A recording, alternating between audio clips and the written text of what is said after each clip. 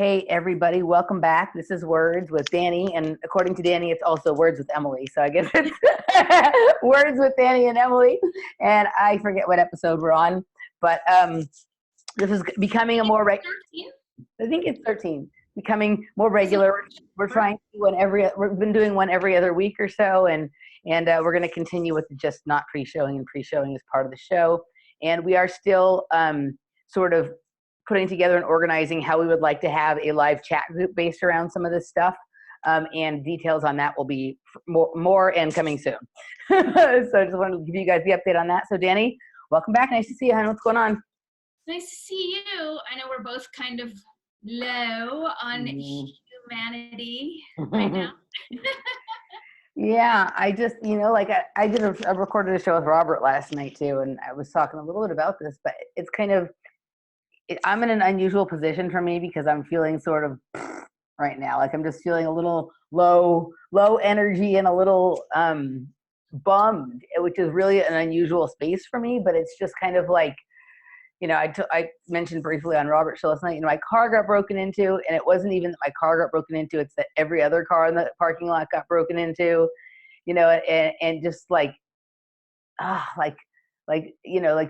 our group of people, like our friends that are tight-knit, sort of awake and aware crowd, we're pretty evolved, you know what I mean? And so sometimes you have that moment where like, and that's something that I know, or any people we know would do something like that. And you have that moment of like, we still live in a world where people just run through a parking lot and bash everybody's window in and take whatever they want. And so that was like, I don't care about the stuff. Like that's not, so that's been just weird. And I don't know, like, also the violation, like I know whenever I'm stolen from, like it's a very specific type of rage of like, it's not about the stuff, it's about the social contract. Like, yeah, that someone would go that far outside the social contract really shakes me on a very deep level. Is that part of it as well? Yeah. We're not perfect. I mean, I did some naughty stuff when I was a kid and when I was into drugs and stuff like that. Those things are far behind me, and I never did anything like that. You know what I mean? But it's mindful of like, okay, your own imperfections and other people have them too. But we live in this time where people's imperfections have become like extreme and effective of everybody else. So it's just been like a couple of days of just sort of like reflecting. And then, I mean, obviously all of the social nonsense continues. We can even touch in a little bit about this Iowa caucus bullshit and whatever, but it's just like, I keep harping a little bit on these Project Veritas videos, right? And it's not because I think they're super important or I like James O'Keefe. I actually think this is just another of a million signs that of crazy things going on, and that I don't think he's an honest actor. But for some reason, this just ignoring of things, like bothers me. That like even people within the alternative media. So right before we got started today, I was looking for articles to see if there was any articles on why the mainstream media is ignoring the Project Veritas videos, right? Like see if anybody had written an article about that. And most of there were articles, but it wasn't considering this group of videos. It was ones from 2016, back at the election when he, damaged Hillary with some of the videos, and some from 2017 and when with the CNN stuff or whatever. There was only one or two articles about this one. And I read this article. I just started reading. I didn't read the whole thing. It was fairly lengthy. But the gist of it is that this person obviously is not a fan of James O'Keefe or Project Veritas, which on some levels, neither am I. Like I actually do appreciate that style of journalism, and I think there should be more of it coming from every angle on a certain level. But, I don't really particularly care for James O'Keefe as a person, and I don't like the partisanship of how partisan the organization is, and I've said that. But this person's argument was that, of course it's going to fall flat. This type of thing isn't like, so the Breitbarts and the Daily Wire and those kinds of people have covered this, right? But the left, trying to get the attention of the left, like James O'Keefe should have known this would never have landed, because this isn't what the left cares about. What the left cares about is dumb shit like Elizabeth Warren saying Bernie Sanders called her, is like Elizabeth Warren accusing Bernie Sanders of being sexist. That like these things that these are not things like we're concerned about gulags and communism and things like that aren't actually things that people care about. What they care about more is wokeness bullshit. So I want to jump in because this has rocked me as well, and it's like, it's so weird that this particular, not the one that you sent me on Elizabeth Warren, right? Because it was like, okay, that's an outlier, but this one has really rocked me at the same time, and I've been in deep contemplation of like, why is this not landing and why is no one getting it? And I don't know that it's they don't care. I think it's that they don't have the capacity to deal with it. I think it's easier to deal with pronouns and sexism than to deal with a larger, disgusting communist agenda. But I think that's the same thing. I think we're in this place where people are, okay, so maybe saying they don't care isn't it, but they don't care about things that are complex. People are only interested in things that they can, like, nanny, name call, like a saying right back to you, and that's it. Well, I feel like, I mean, we've touched in on this, and it's like I've spun out the past couple weeks because I looked at the last show that we did, and like I was super ragey and I was super otherizing, and I didn't really have a lot of tolerance for these people who don't know what we know, right? So I'm taking ownership of that, and I'm looking at that, and I'm also looking at like, why is this so upsetting to me? You know, like, why am I losing it in this conversation? And I feel like, to me, and I want to be wrong, but I feel like everyone ignoring these Project Veritas videos, and I want to be clear, it's not that there are these outlier staffers who have these radical ideas. What I most take issue with is the fact that it's been buried in the mainstream and that the Sanders campaign hasn't made a comment. That's what scares me the most, is that they haven't said, these aren't our beliefs, we're not on board with this, we're letting these people go. And so I feel like it represents an unhealable divide. Like, I feel like this is a moment where it's like, I don't know how we're going to heal this or how we're going to cross this. Because you saw, like, I had posted twice. First was like, hey, I'm just curious, what do my Bernie supporter friends think about these videos?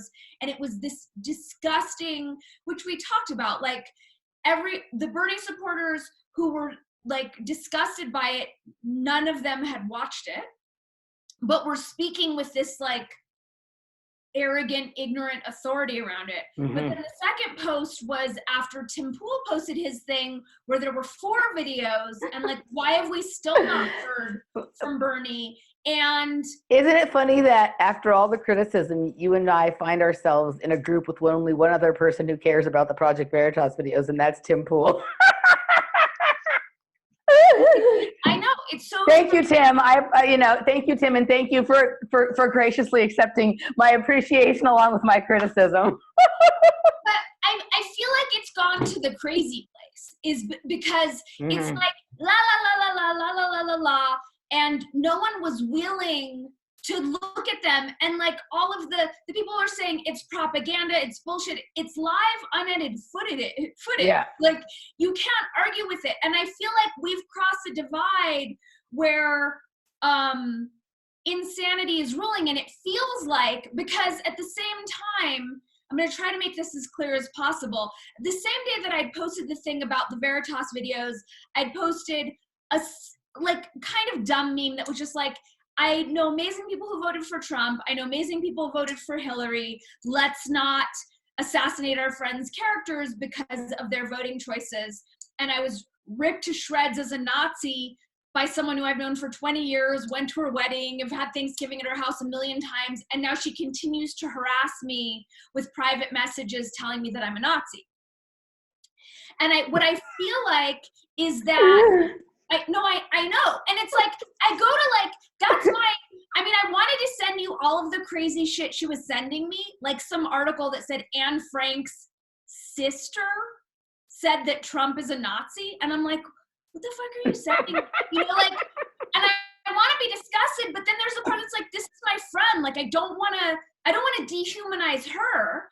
And I realized, like, she really believes it. Like, she authentically believes that the dude in the Oval is a Nazi, and that that there are tons of people in government who are actual, literal Nazis. And she believes from the bottom of her heart that the situation at the border is a concentration camp. So what do we do when people are being fed so many lies?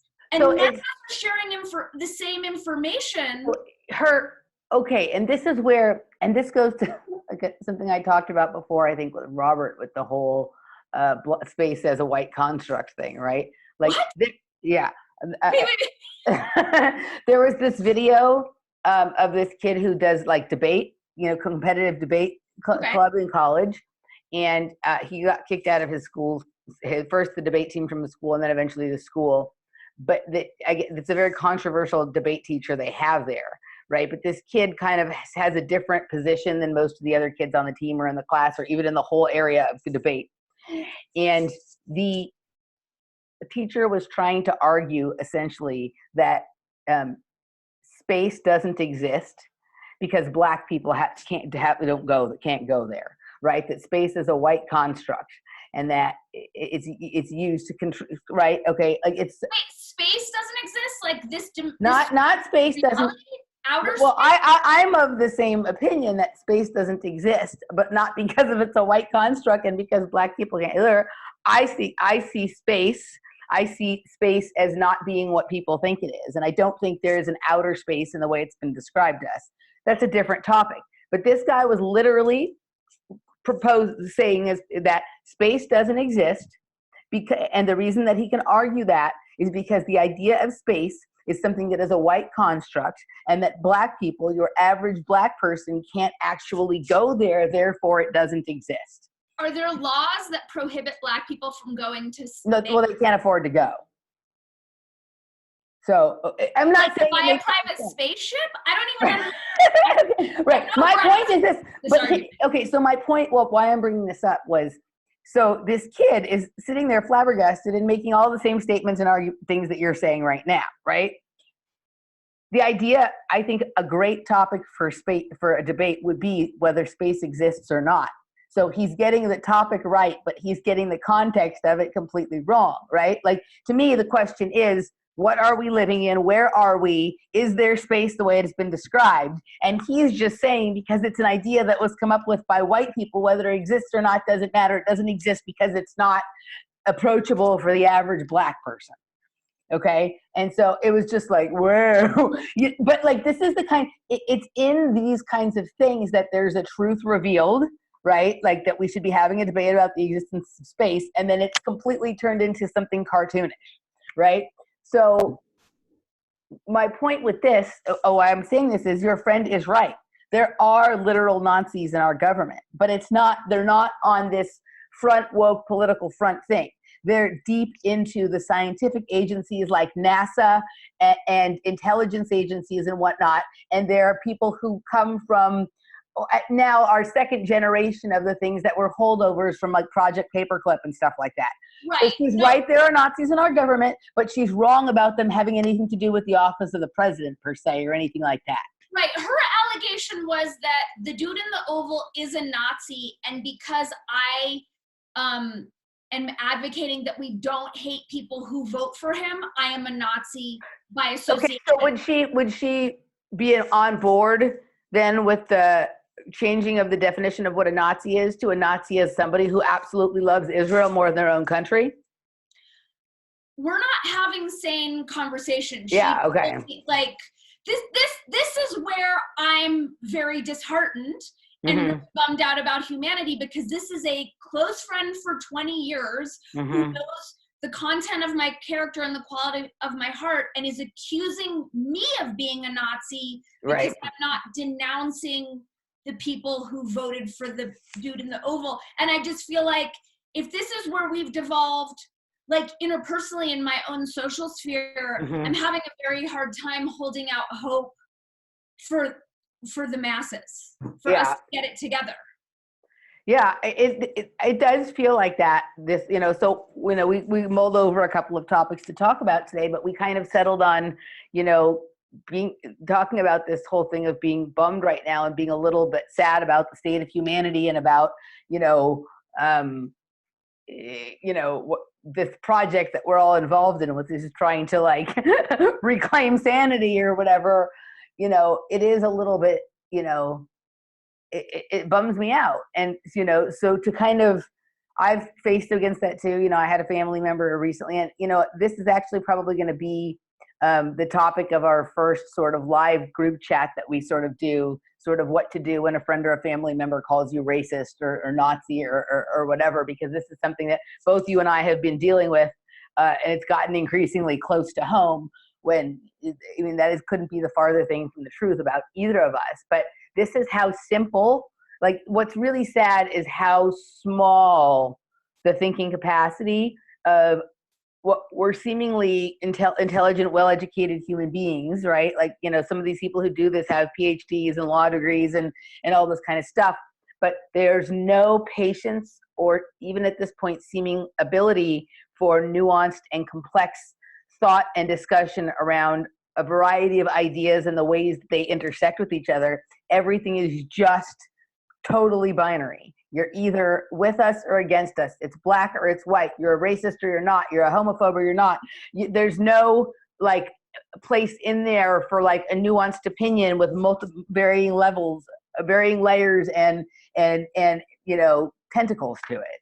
No, and it's like, and again, I mean, it's because of the propaganda. Like, I will say that, like, the propaganda machine is very effective right now because it's like Trump derangement syndrome blows things so out of proportion. So getting him out of office becomes like apocalyptic, life or death. It's this noble cause that people have taken up.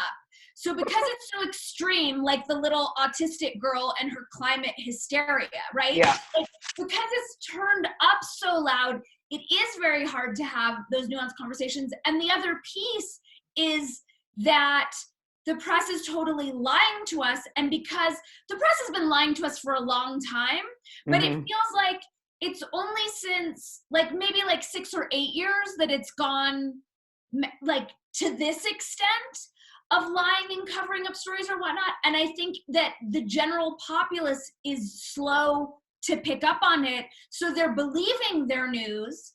And when you and I, who are, I would dare to say more well-versed, I'll just speak for myself. When I share my knowledge with people who think that the New York Times is telling them the truth or the Washington Post is telling them the truth, like, I get zero credit. I get 0 ounces of attention. There's like, it's immediately brushed off as hysterical conspiracy theory cuckoo-ness because it's so counter to the dominant narrative, which is orange man bad, socialism amazing.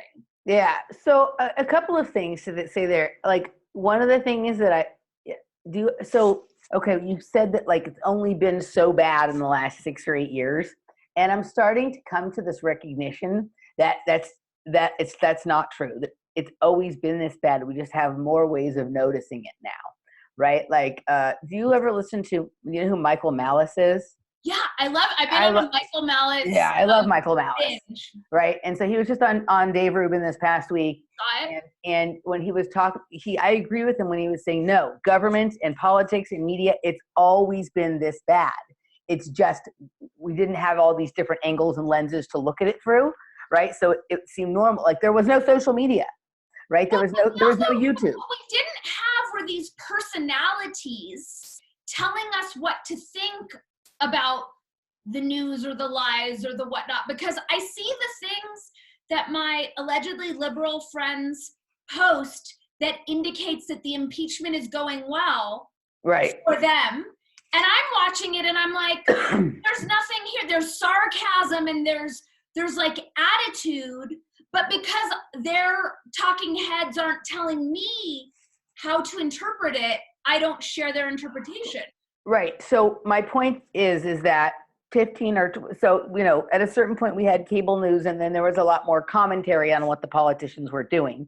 But in general, before that, we had like a few authoritative news sources, right? But there wasn't an internet and there wasn't social media. So people couldn't like dig up the actual truth and post it in the comments in real time. There wasn't an avenue where like average people or an alternative media could start to create noise by poking holes, and then further push these companies to have to, you know, further layer bullshit to keep that covered up. Like there was no, you know, what's his name?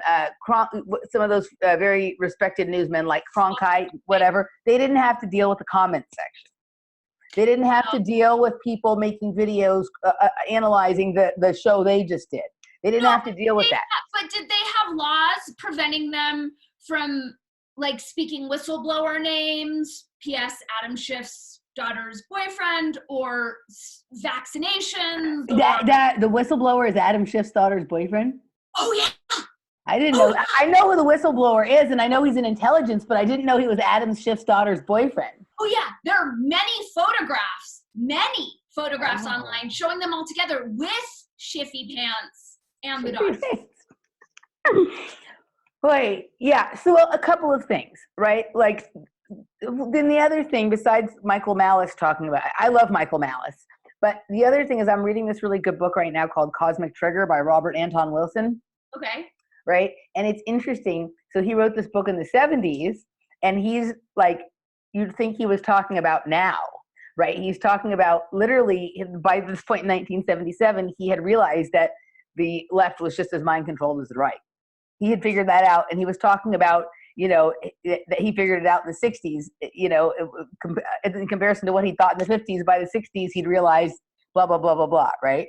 So it's a great, you should read this book. It's really good because, and I was talking about this in our Patreon group the other day, but he speaks from his various aspect selves. Like he has one part of himself he refers to as the metaprogrammer, the philosopher, the physicist. Like he has like all these different aspects of himself that he speaks from, you know what I mean? Which is pretty cool. But he was way out there ahead of the game. And this whole thing that we are talking about when we're talking about this big gigantic monster of truth and bullshit and illusion or whatever, he calls it chapel perilous.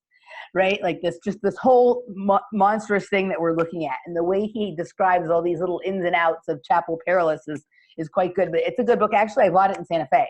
The last time I was in Santa Fe, there's like a little used bookstore. It's not part of any other building. It's just like a little hut of its own, like not too far outside of downtown. Do you know what I'm talking about? It has like columns out front. Yeah. It's just like there's hardly anything else on that street. I know what you're talking about. Yeah, I bought it there like a few years ago, and I just started reading it last week. One thing that I do think, well, it's new in my experience, was like when I posted the thing about, hey guys, what do you think about these Veritas videos? I was accused of trafficking in right-wing nonsense. So these partisan labels where I was like, I never claimed any allegiance to the right wing, and I'm not even criticizing Bernie. I'm just asking what you guys think about this. But take any point of view where you're not 1,000,000% on board and haven't drunk all the leftist Kool-Aid and you're a right winger. That feels very new to me. And that also, and the other piece is that it's a reputation destroyer. I mean, 99% of my friends who voted for the dude in the Oval are closeted about it. Yeah, so just so you know, this does exist on the right too, but mostly in like the QAnon crowd. Like anybody who doesn't trust the plan is a person non grata. It's just that isn't spoken about so publicly as all this other stuff is. Right. So that same dynamic does exist on the right. It's a little bit different. Do you believe the Q stuff? No, I remember I was the first one to coin it QAnonsense. Mm-hmm. Yeah. So I just like it's all bullshit. No, just there can be no disinformation that doesn't have kernels of truth, right? But this weaving people along for like literally for more than 2 years now, we've been hearing big things are going to happen next week, right? And that they're going to arrest all the pedophiles next week and all this kind of stuff. So even if ultimately a lot of the things that they're saying have some grain of truth, and in the end there does appear to be some truth, the way they've strung people along like this, and had them take a lot of time away from focusing on their own life to follow the plan and read all these ridiculous things online and whatnot. There's many different ways to use the art of both disinformation, misinformation, and non-information. And I would call the QAnon thing a combination of those three. But one of the ways that you can use it is just to get people to waste tremendous amounts of time trying to read between two lines that don't even actually exist. Right? Do you know that Julia Roberts is a Q believer? That's hilarious. There's a picture of her on her Instagram with like this eye on her hand, and it's like, we see you, we're coming after you, like you're going down. All the Q people have been posting it this week. That's fucking funny. But yeah, so that does exist on the right. It's a little, they're not nearly as abusive and gross with it in some ways, just because those people are also largely conspiracy theorists, and they, you know what I mean? Like they've been marginalized and whatever, and they don't have a lot of tolerance for the left, so they don't really care what they say about that, kind of thing. But, here's the other thing. But yes, that is a feature that is getting grosser and grosser, but it's been going on for a while. You know what I mean? But I think, on the last go round, you wrote in Bernie. So even though you didn't see him as perfect, like there was something there that was at least speaking to you on some level back 4 years ago. Totally. Right. So now it's not. And so you're seeing things differently. And so for a lot of us, we already had nothing resonating about Bernie then. So what you're saying, we went through this 4, 8, or 12 years ago when we started speaking up against Barack Obama, or when we started, even like those of us who were, willing to be honest on both sides, were pointing out the problem. It seemed that sort of the answer to Barack Obama was a Ron Paul, but he's not perfect either. So some of us who got used to sort of, that there isn't going to be a politician that's going to come along and be the good guy and save us, have been having these kinds of names called at us for a really long time, from one side or the other. Yeah. The one thing that confuses me, just as like human psychology, and I'm realizing this is what it really comes down to, is like we're dealing with the issue of, I see coming up against human psychology, but like, yeah, I wrote in Bernie and then I changed my mind. And it feels like right now there's this like inability to take in additional information and pivot and grow and shift. It's like very fixed. It's like either Bernie wins or it's a Nazi genocide. Right. Well, I think there's some of that, right? Like, it's such an interesting dynamic to watch, because yes, these people who are really into Bernie, like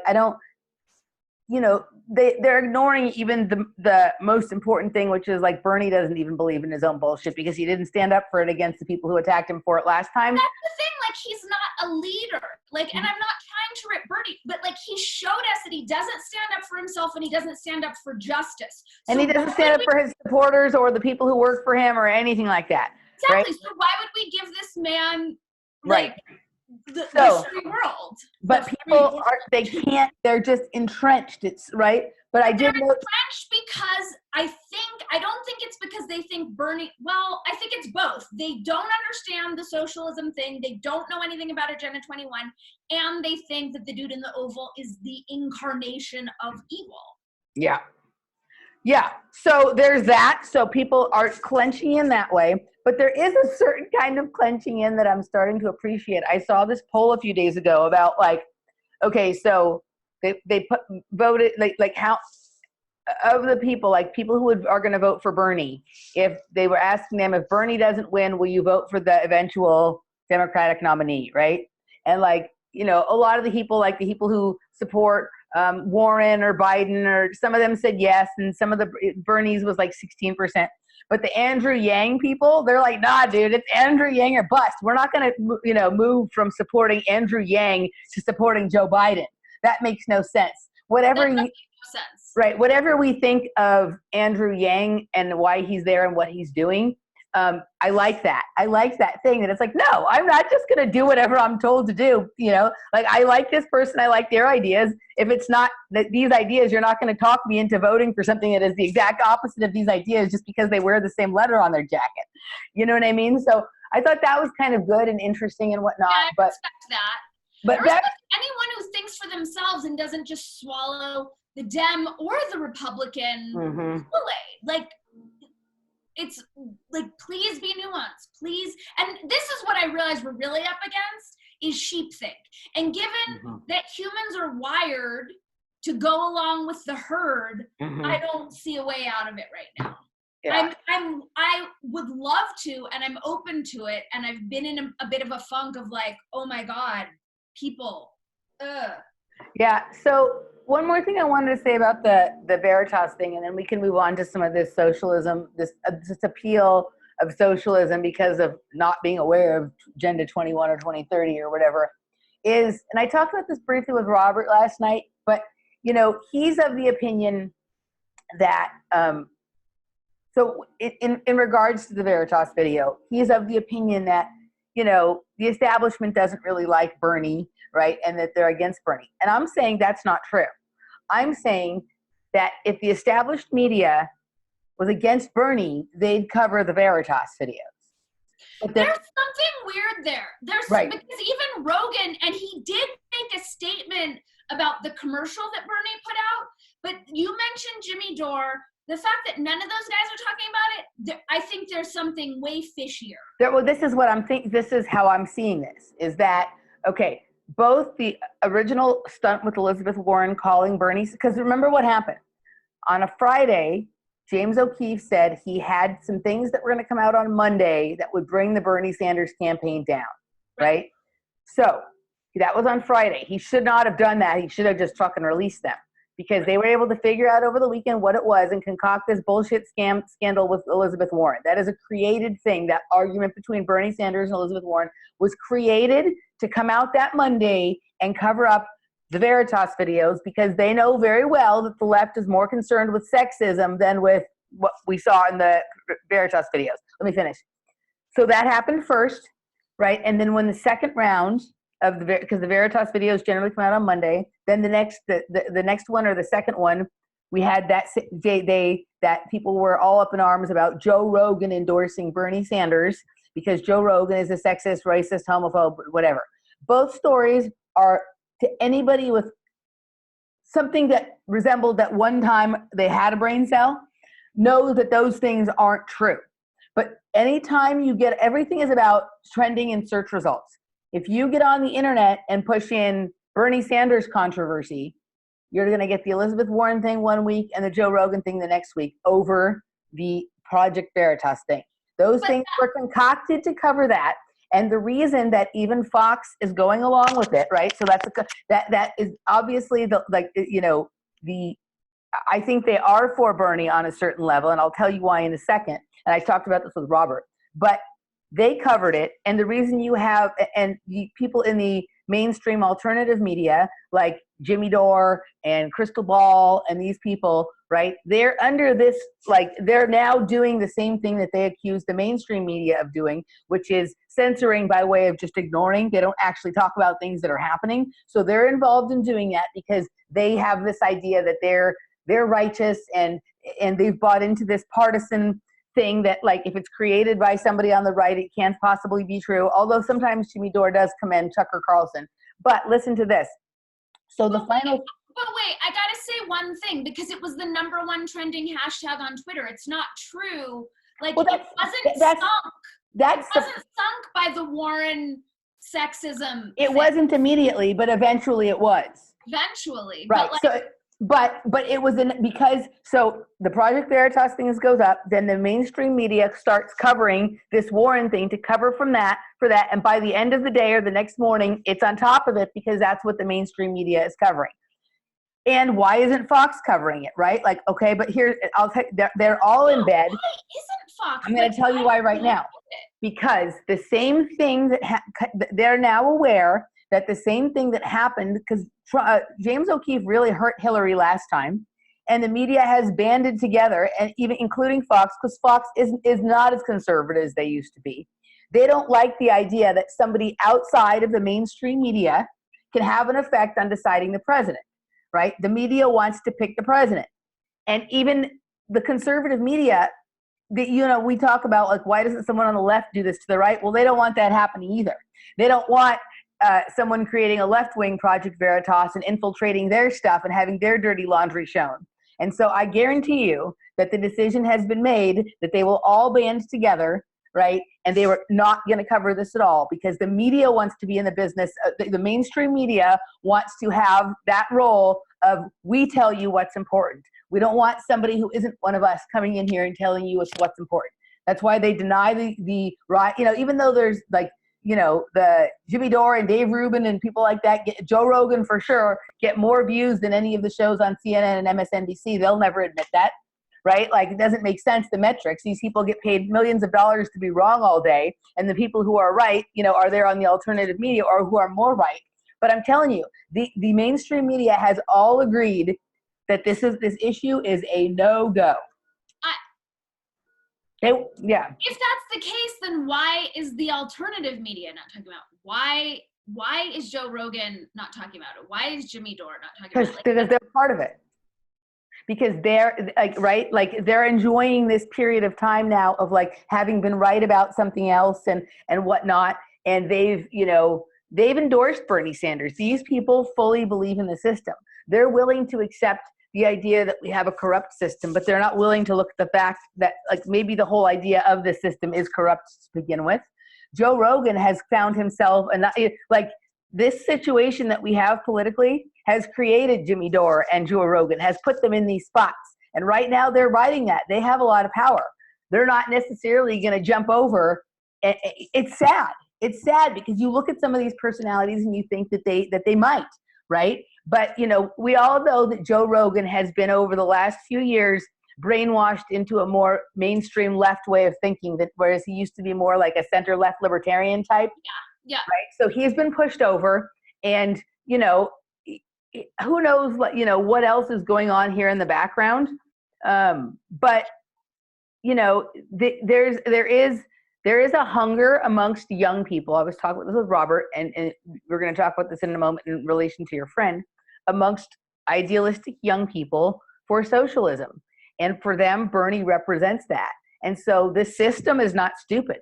The system is going to take advantage of that and let some of those ideas that they would like to push, but in a different kind of way, rise with Bernie. He's an old man. He's never going to get to do all the things he wants, but he will bring in some acceptance, whether he wins or he's just the nominee, some acceptance of this idea of we in the West have too much and we should be willing to give up things, right? And we should be willing to, we were talking about it also in terms of like some of these new young athletes are giving all their money, their proceedings to the Australian fires and to social causes. And on one level that could be, oh, that's nice, that's wonderful that they're doing it. But this idea of redistribution of wealth, right? And this idea of like, let's all share and let's all get along, like is being glorified under Bernie. And they'll take advantage of the people that think this is a loving thing to then bring in Agenda 2030, which is technocratic rule and really much more Michael Bloomberg or Elizabeth Warren type of energy that will control it. But this idea of socialism can be very easily over a short period of time totalitarian tiptoed into Agenda 2030. It's an so before we get into the Trojan horse that is socialism, that is absolutely going to bring in Agenda 21 and Agenda 3030, I just want to acknowledge, like, I thought it was gross enough. And then, I know there were whistleblowers who said that there were writers and editors at the New York Times who felt like it was their duty to protect the country from the dude in the Oval. And that is why they have been distorting the news the way that I have. Mm-hmm. I find it horrendously disheartening to realize that now Joe Rogan and Jimmy Dore and all these other people who I had counted on in the past for an independent perspective, like it's weighing very heavily on me that media blackout is so big and tight and happening on so many levels. Because when I really sat with it and just like from my intelligent friends who I asked, like, hey, you guys know I wrote in Bernie. I'm not trying to tear Bernie down. I'm just wondering what we think about this. And the literal inability to let it into the mind because, yes, it would hurt the campaign. So now we're deferring to delusion Yes. and our own noble agendas over truth. And that is just, and I know that's like what you and I have in common, and that's where I'm just like, where is truth in all of this? And so it's interesting for me to get to like sit here and have this conversation with you, because for me, what you're this like, I don't feel quite so delusioned by it. Like, to me at this point, and there's a part of me that feels bad for saying this, it's almost humorous. It's comical, because for me, this was all going on during like the second election of Obama, right? What you're experiencing now was what I was experiencing then, in the way that I observed what was happening. Okay. And so like, it is a really, really frustrating. And now, I mean, like, that's why, you know, anything we look at, like, I can, you know, look at it and go, okay, from this angle, I like it, but from this angle, I see it, because there is no, we've talked about this many times before. That word government means mind control. So anything related to it will always be like working that, right? There is no such thing as truth in government. There can be no truth in mind control. No, of course not. But yeah. I'm talking about alternative media. Yeah, it's part. I mean, but I'm not talking about mainstream media. Right, but the thing is that those people in that level of alternative media that we're talking about, they still believe in government. And I'm also talking about my peers, like, and you and I have been talking about this for a long time. Like, yes, there is a feeling of isolation. Yes, I have very different ideas and opinions and beliefs than the vast majority of my friends. But it's like, it's just a new level of it. Mm-hmm. Where we're really not. Well, it's because the social media and the technology has increased since even then. So that, as Randy would say, the noise to signal ratio is much louder. Well, it's for sure. And it's also become trendier. It's like, because that's the other thing, as you and I talked about on the last show, people who don't track politics, who don't know anything about it, but have these very strongly held opinions because their Instagram followers and influencers are telling them to think these things. That's gotten so much stronger. We didn't used to have a thing called the social media influencer or an Instagram influencer. So that right there is really, in some ways, what the problem is. But, you know, remember, I don't know if you remember this from when you were little, but like when I was little, like I figured out that Santa Claus wasn't real before a lot of the other kids did. And when I would say things like that, not only would they get upset with me, but their parents would get upset with me for informing them, their kid, of something that they still wanted their kid to believe in. This is the same thing. So people who believe in government and that this is like any sort of reflection of a fair and honest way for humans to be dealt with and whatever, it's similar. Like when people ask me why I don't vote, I say I don't write letters to Santa Claus either. Right? Like the idea that there's this man who just loves you and watches everything you do and brings you presents to reward you for being good or bad is as silly as thinking that there's a benevolent government that acts in your personal, in not only in your own personal best interest, but in humanity's interest at all. There's no such thing. Santa Claus is a money-making venture, so is government. That's it, the end of the story. And so right now, you're playing that role of informing your friends, right? And the only reason you haven't heard from their parents is because we're at an age where most of their parents is dead, but you're informing them that Santa Claus doesn't exist, and therefore all of the other layers of the reality that they thought that they understood would come crashing down. So now they're defending their right to believe in Santa Claus the same way their parents defended it for them when they were little. I'm just laughing because this has come up for me since Shaman Durek's book came out, and I tell people that I ghost wrote it. It is like telling people that Santa Claus doesn't exist. They're like, wait, spiritual leaders don't write their own books? And then when I tell them that I'm friends with Joe Dispenza's ghostwriter, I mean, it's literally, I'm having the same experience of stealing people's notion of Santa Claus, because they're like, what?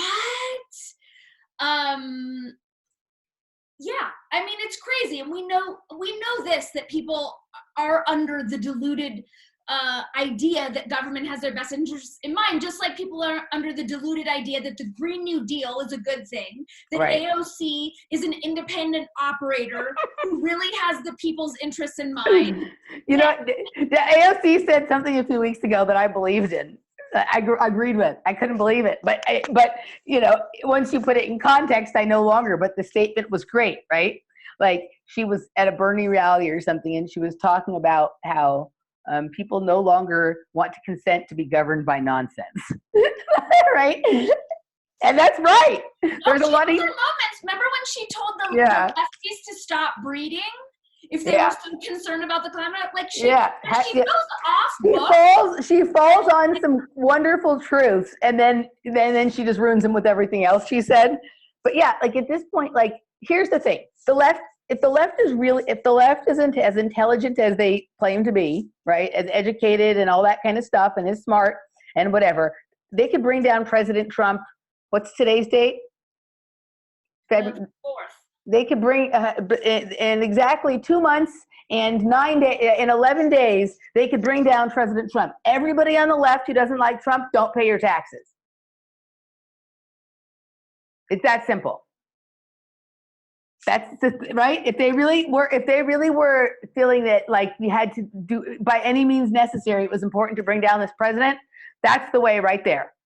And that was my hope was that when Trump got elected, right, that the left would recognize that, oh, as long as you have a system like government, we could end up being governed by a tool like this.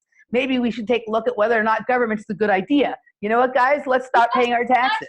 High hopes for our populace. It wasn't even high hopes. It's just rational thought. There's a really easy way to take down the guy in the Oval, and that's it. And there's never been so many people who hated a particular president. And so all they had to do was do that. It's not hard. But let's just play this out, okay? This would take people who were operating from genuine passion, devotion, and willpower. These people hate the president not for any real reasons. Mm-hmm. Not for any of the real reasons that apply to why you would hate this president. They hate the president for bullshit. That bullshit is not, there's not enough gravitas for that to fuel that type of civil disobedience, which is why it's just this like. I don't think it's that. I think it's just that they're dumb. I think it's just that they're dumb. I just don't think they're as smart as they think they are, because these are all people who won't eat at Chick-fil-A because the Chick-fil-A doesn't support gay marriage. They stopped buying New Balance because New Balance donated to Trump. So if they can figure out that when somebody does something you don't like, you pull your money, then they can figure out pretty easily that if you don't like the president, you don't like the government, don't pay the taxes. The IRS is not a government entity. Right. But the truth be known, if people did not pay their taxes, as many people as don't like Trump didn't pay their taxes, they wouldn't be able to come get them all. And then the biggest controversy in the world would be how this quote, this thing about people not paying taxes and government not being funded. But people don't not like the dude in the Oval because they care about how this country is governed. They don't like the dude in the Oval because it's fashionable to not like the dude in the Oval. Right. It's not based on anything real, so they're not going to take real action that would put their own. There you go. So there we're back to the issue. Really is the fact that we have the social media right now, so people can do all this fake outrage all day. Most of these people who rail up and down, blah blah blah, about, you know how many people they found who like are super anti-Trump that never even actually voted in the last election, right? Or who don't actually go out and protest at the marches and stuff. When I ask people why they don't like them, the stuff that they cite, I'm like, have you seen that unedited? Have you seen the transcripts? Right. No. What we're dealing with is mass mind control and groupthink. This is a little bit separate, but just to show you, like, this is where I'm disheartened because it's all a fucking popularity contest. A girlfriend of mine called me last week. She's head of a mom's group in LA, thousands of people. She's super Libby, actress, whatever. There was some sort of like breakdown in her mom's group where she was accused of only, like, some militant mom who's a woman of color was accusing her of only responding to white women and not caring about black women. And like, there was nothing steeped in truth, but my friend called me to tell me that she was steeped in this drama and it was making her really, really uncomfortable. So this morning I saw that she posted that caucuses are ableist, not sexist, and should only be held and should not be held in states with an overwhelmingly white majority. And because I know the backstory, that's a big thing right now, yeah. Right, so I was like, okay, this is the dumbest thing I've ever seen, but I understand the psychology. She's being ganged up on by all these other moms and being accused of being racist, so she's taking this she's like overcompensating with this demonstration of her virtuosity. Yeah. This is where we're at. This is Yeah. where we're at our maturity level. And I'm not saying this to insult her, but it's just like, if this is the adolescent game we're playing so that we could just show one another how virtuous we are so that we can be included, like, I don't want to say we're fucked, but I'm a little concerned. Yeah, I think this is where you have to get like good and comfortable with being a loner, right? Or feeling really fortunate that you have like, you know, one or two other compadres kind of thing. I mean, I guess in some ways this goes, you know, I've always been, you know, while I'm fairly social and I have a lot of friends, that's not always been the case in my life. I've had periods of my life where I had no friends and I was totally a loner. But even at times when I've had big groups of friends, I've kind of always, I probably don't, you know anybody that is completely in line with my thoughts on things, right? And just having to become really comfortable with that. And, you know, sometimes people circle back 3, 5, 10 years down the line and like, you know what, you were right and I was wrong. And I was like, well, the point wasn't for me being right. I was just calling, you know, saying what didn't make sense to me. You know what I mean? Like this doesn't, you know, this kind of behavior doesn't make sense, you know, and, but yes, people do overcompensate, and the virtue signaling is like, is crazy. I mean, some of the memes that Sally shares with us, They're amazing.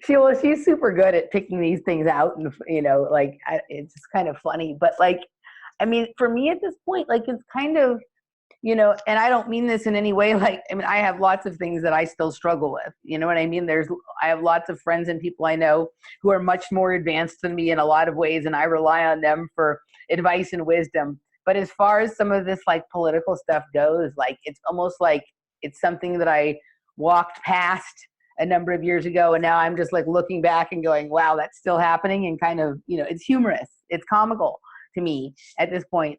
I also understand that on a very human level, it's really sad. You know what I mean? And it's really sad. I don't know if I've lost any friends based on my, you know, I think sometimes my family might like to drop me, but I don't know if I've lost any friends based on my ideas about reality, because sometimes people just disappear from my life and I never hear from them again with no explanation. They just poof, be gone. And, you know, so, you know, maybe I rub people the wrong way, and at least your people have the balls to tell you why they're upset with you, even if it's nonsense. You know what I mean? But I mean, I'm not challenging. Yes, I'm bummed about like my girlfriend who's calling me a Nazi, and like that's what bums me out. But I'm more bummed for humanity and for all of us. I'm bummed for where it seems like we're heading, and I would like to be wrong. I don't know everything, but when I see what's laid out, you know, you and I have been tracking this for a really long time. I don't want to live in a police state. I don't want to live in a surveillance state. I don't want to be, you know, I don't want to see forced vaccinations happening. And so it bothers me to see people willingly, not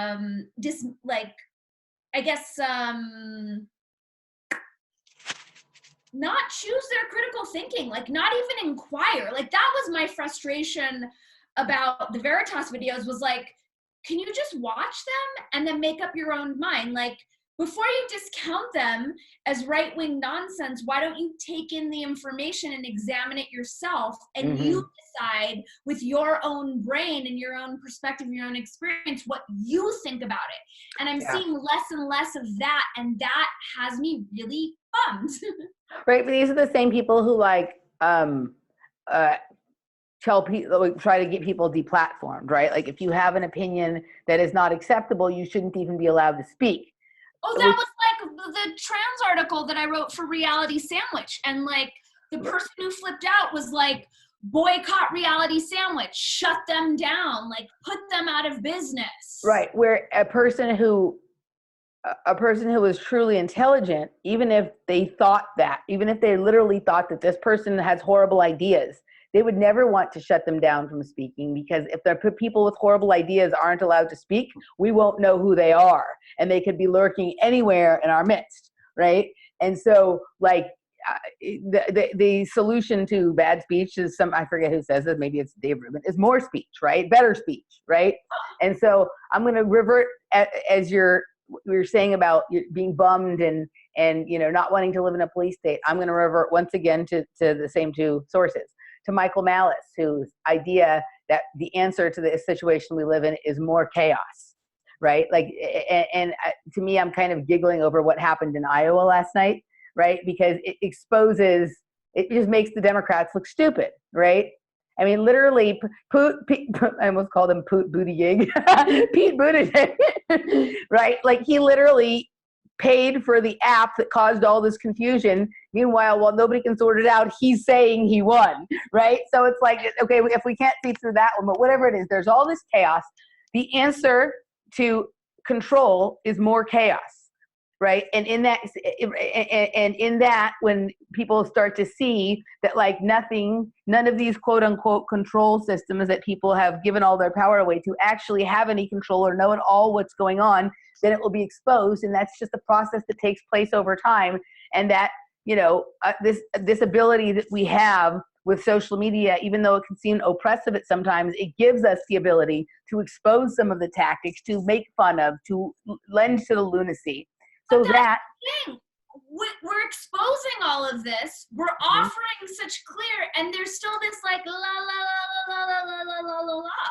Right, but when something happens like what happened in Iowa last night, like, are any of the Dems owning that happened?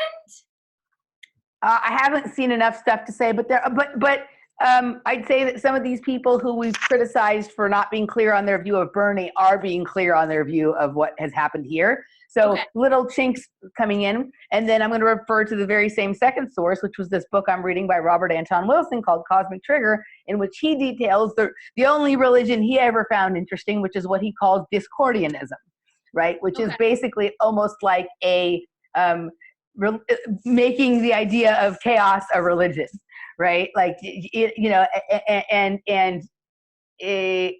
I'm only a little bit into this section on Discordianism, but it's a really easy way to tie up anybody who is super fervently a believer in a system, right? With a certain set of questions that just tear to shreds everything that they know. So I'm going to refer people to check out Michael Malice and Robert Anton Wilson. But I think all we can do is laugh at these times. I think you're right. So I think we can laugh, and we can, have a good time with our friends who can also laugh at the system.